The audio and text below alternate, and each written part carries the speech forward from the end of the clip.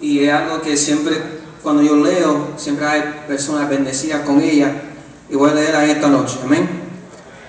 The title is What Would You Do? Praise God. What would you do if a couple of guys pulled out a gun, put it in your face to say, do you still believe in God's only begotten Son? What would you do if someone you knew was stuck in the towers with no way of escape, and you knew your only chance to say I love you was a little too late? What would you do if Katrina washed away everything you had? Then you had to worry where you were going to live the next day. What would you do if you were in your room on your knees praying to God for a change because every time you looked in the mirror you felt so ashamed?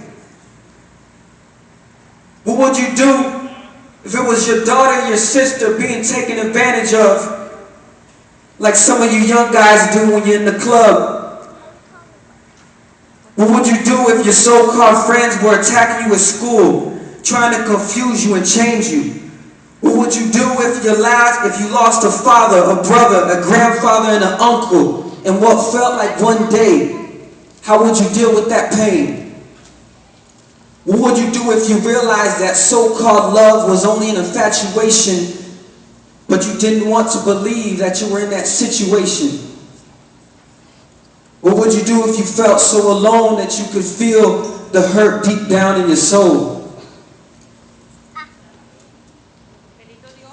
What would you do? Yes, the person I'm talking to is you. Yes, I know and see what you're going through, yet you question why I've chosen you. I've known you before you were in your mother's womb. I've known you even before I sent my son to what the enemy thought was his doom. I've known you even before my son rose from the tomb as he resurrected.